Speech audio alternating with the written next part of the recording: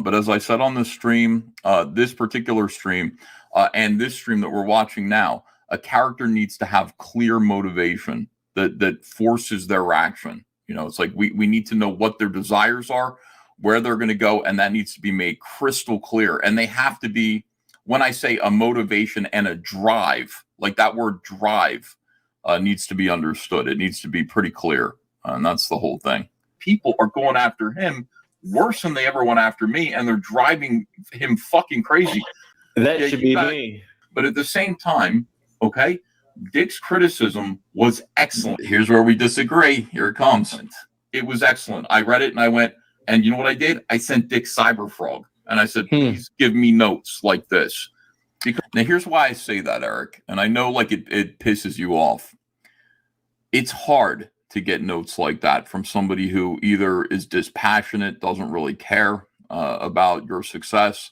It's hard to get that. People have to pay for that. So even though this guy simultaneously hated you and was giving you hell and giving you shit, and I can understand why you have negative, like you're just like, fuck this guy, I'm not going to read what he has to say. Still, his notes were pretty good. And I know you went through it and you picked apart some stuff here and there. But overall, when it comes to story structure, that was a good class. And he's somebody who does write for Hollywood. And so he's got a lot of maybe that's the problem, because a lot of what they produce is shit. And I think that that's the criticism that I have, Ethan, is that it's not even about that. While I understand what you were saying, definitely after sitting on it during the stream, where you're like, you know, hey, there's something that even your haters can offer you.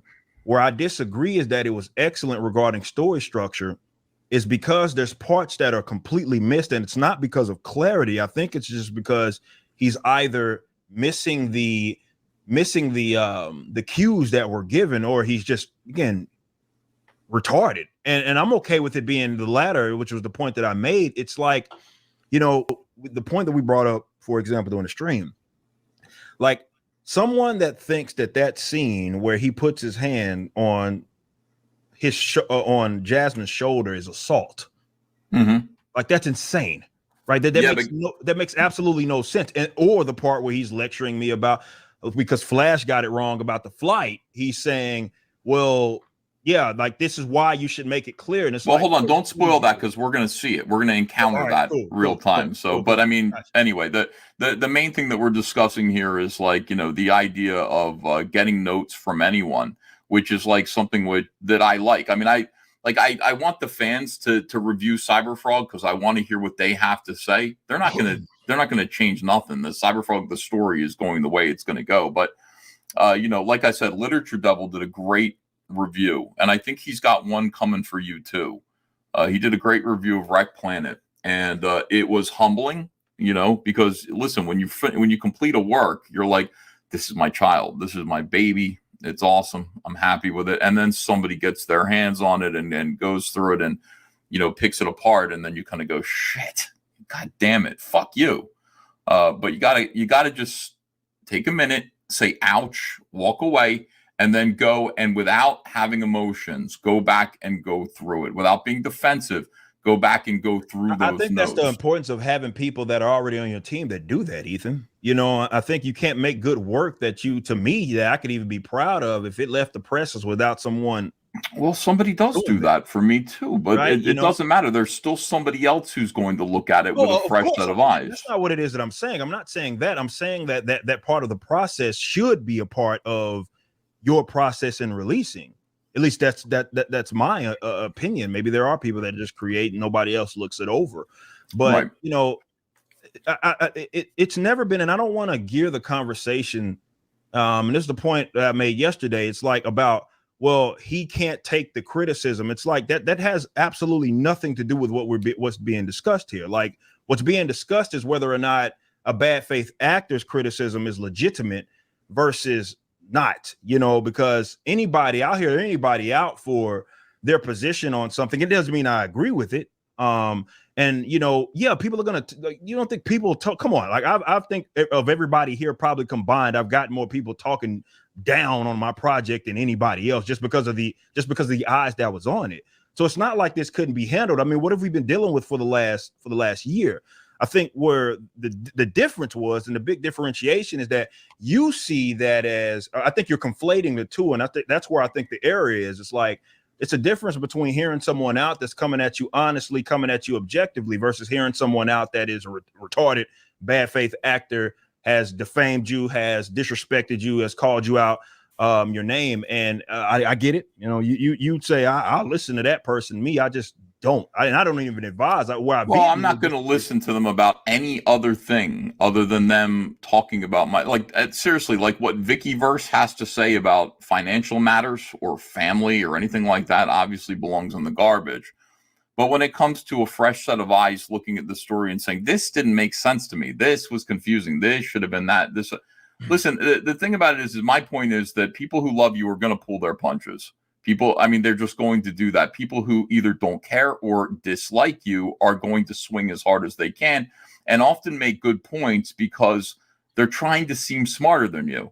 And that's what it is. That's why their feedback is especially valuable, because they're motivated. I disagree, and I disagree big time with that, because like I said, my experience with my friends and people that I'm close to, people that create with me as well, has been the complete opposite of that, of pulling punches. Like, you know, the point that I brought up with like Brandon, for example, being my operations manager, is a right-hand man, and he's the one person that I can depend on. Particularly, I put him in that position because I need someone to be able to say and have the nutsack to be able to be like, you fucking up.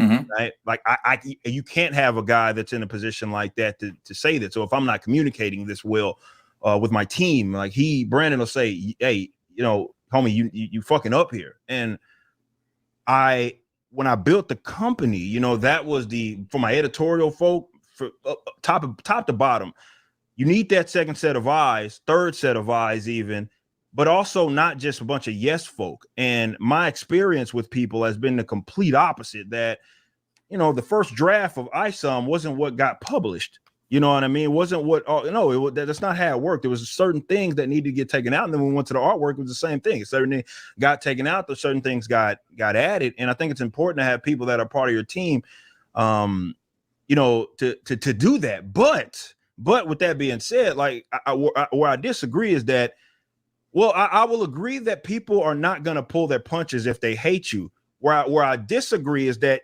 position is far more valuable to the people that love you and like you, because ultimately, who am I doing it for?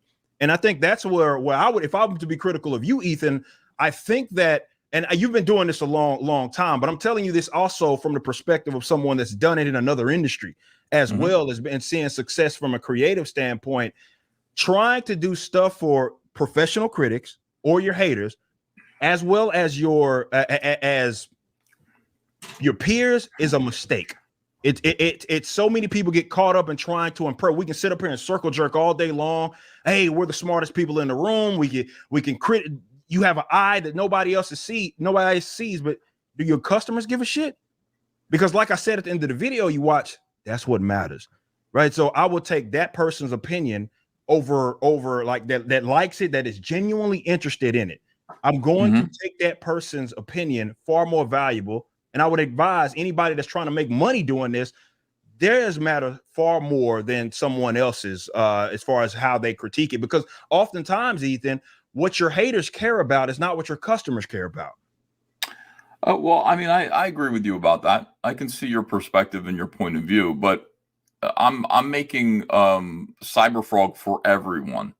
You know what I mean? Like I'm trying to create ideally, you know, you want to create the perfect piece of the perfect comic book, the perfect offering. That is the goal. You're never going to get there. So the key is to just hear about every single thing from every facet, things that were unclear, things that could have been done better, story structure issues, wherever they come from. They're important, and they're not always going to come from from your audience. Okay. They're just not always going to come from your audience. Your audience is motivated to sit there and enjoy what you offer them, and you appreciate them. Sometimes they're going to give you feedback that's helpful.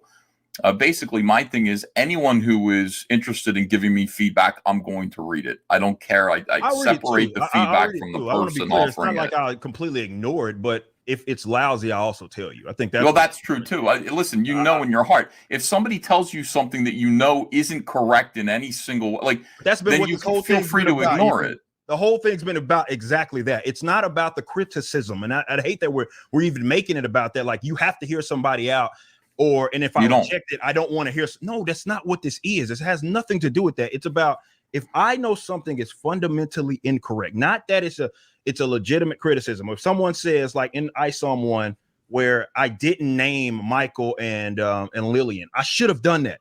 I'm not saying that I would have gone back to do it. What I'm saying is that ideally speaking, I would have done that. I would have said it's who those guys are. That way, you wouldn't have had to pick it up in conversation, right? See it on the stream, see it on the card, see it on the like the concept art book. That's one thing that is objective. That's one thing that's identifiable that was told to me by other people, right? But if someone says, "Yeah, that's assault," like he put his hand like a big black guy puts his hand, which is exactly what he said. Big black guy puts his hand on someone. That's assault. Like that's crazy, man. So that's more. Is it though? Is it assault? Like if you do that to somebody unwillingly, does that count as assault? Well, dropping glitter on someone is assault. Did you know that? Doing what? Somebody was like, there's a video where this SJW bitch is throwing glitter at a little boy at a protest. She's like gay rights. She's throwing glitter at him. And the cop has to come over and explain to her that even though she didn't hurt him, the act of throwing glitter at somebody when they don't want it, and even touching them when they don't want it, is actually literally legally assault. And she's like, what? I didn't hurt him. I didn't hurt anyone. He's like, it's assault. And if you do it again, I'm going to arrest you. So it might literally and legally be assault, but I don't know that for a fact. And so, if a police officer wants to, somebody who's understands the law wants to clarify that would be great. I don't know. It doesn't seem like assault, but it might legally fit that definition. I kind of want it to fit that definition. I don't want somebody putting their hands on me, Anyway. Uncreative, grifting twat. That should be me. I'm the serious man.